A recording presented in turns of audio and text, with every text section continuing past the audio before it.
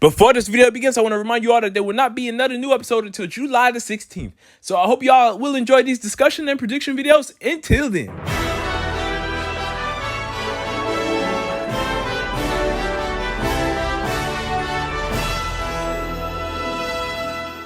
Yo, what's up everyone? Treyman1 here. Welcome back to another Pokemon Journeys animated discussion video. As you all know, we've been following Ash Ketchum for 24 years now, and his character has been through a lot of changes from the original series to now. Journeys Ash is a very interesting case.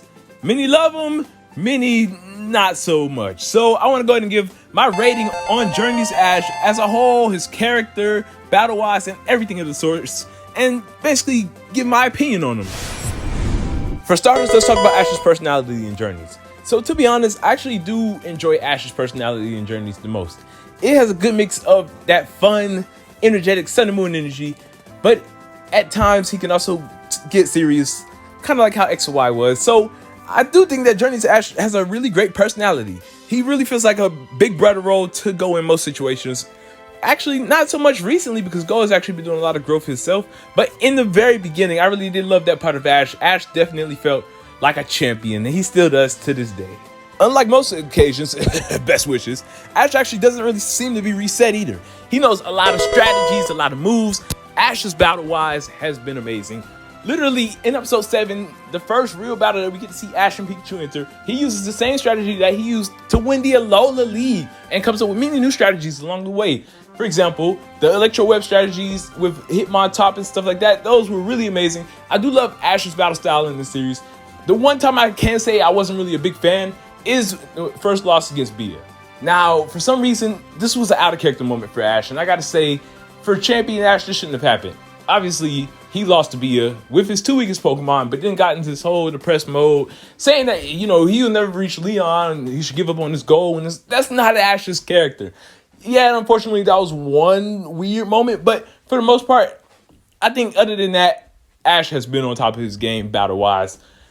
Definitely been winning a lot of battles as well. Surprisingly, even like characters like Iris, who have been training for much longer with her Pokemon, he can come with a newly caught Dracovish and still win and come out on top. So definitely one of the best battle Ashes. But unfortunately, that doesn't mean this Ash is the perfect Ash.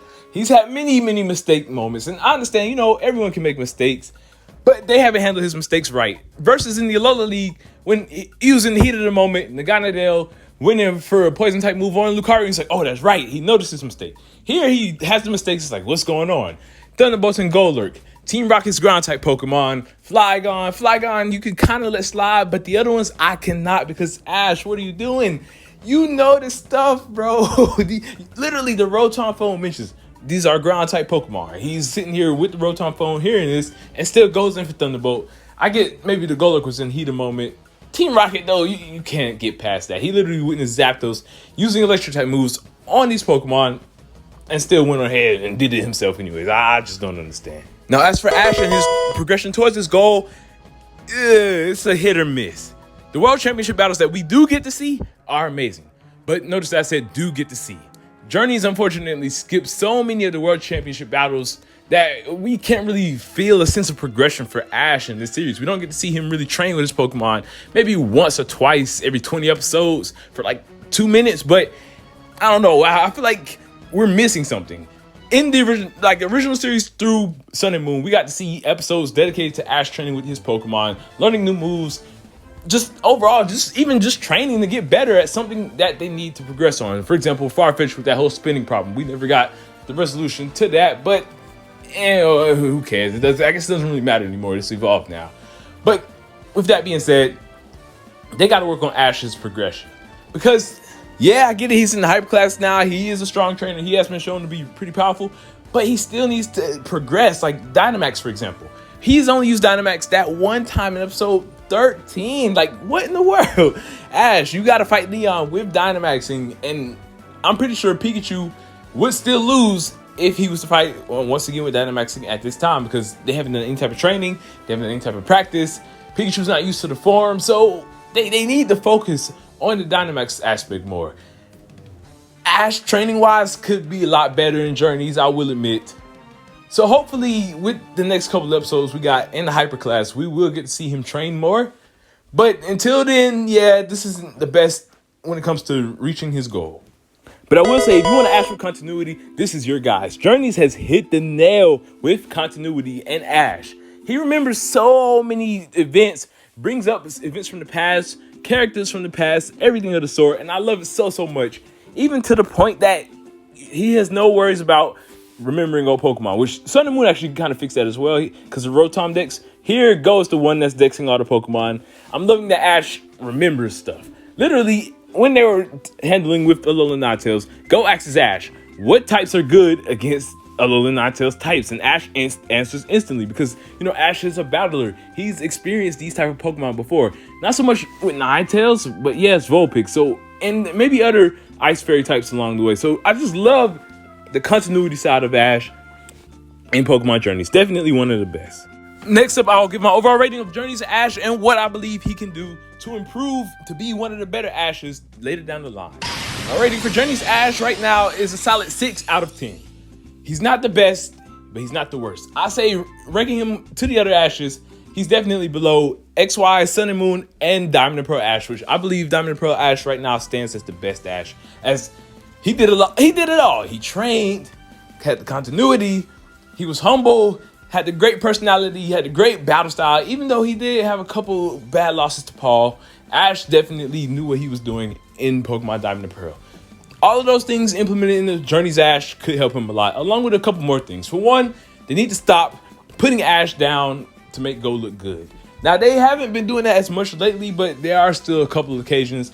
Please, no more dumb moves like the Thunderbolt and the ground types. Like, I get, you know, you want to teach this lesson, but please, if you're going to do that, have Go do it, because Go isn't really the battler. Ash, he's a champion. He's in the World Championship. He's in the top 100. He shouldn't be making mistakes like that if he's supposed to be fighting Leon real soon. Like, what if he did that against Leon? That would be very disappointing. Please focus on that. Please focus on the training aspect with his Pokemon. Build better bonds and connections. We shouldn't have moments where Gengar gets mad and Chloe mentions, oh, you know, Gengar's upset that Ash didn't bring him today. We shouldn't be having moments like that where they acknowledge the fact that Ash hasn't been training his Pokemon. Literally, that whole Farfetch episode, Farfetch had enough. He was just sitting there chilling. Ash was training his other Pokemon, and Farfetch was like, all right, boy, I had enough. You need to train me. So the fact that Journeys is acknowledging Ash's weird ways of not training his Pokemon should maybe, I don't know, tell them to fix that. That's just my opinion, though. But other than that, there's a lot of good things about Journeys Ash. A lot of people really say he's the worst, but I don't think that's the case. Yes, we do need a little bit more focus on him, but I still think he's doing a good role as being like the big brother role to Go in the series. Kind of being the mentor figure. I know a lot of people don't like that and they want to follow Ash's story, but this is Ash and Go's story at the end of the day. So Ash kind of has to step up and be the more Brock of the series for Go to be able to get great development and finally start the show. And yes, while Journeys Ash has been great as an overall character, Journeys Pikachu, on the other hand, I love him as a battler, but oh boy, has he been having some pretty bad moments lately. We'll get into that another day, though. In the comment section down below, let me know what you all thought of this video, and please let me know what you all would rate Journeys Ash. What do you think that Pokemon Journeys could improve to better his character?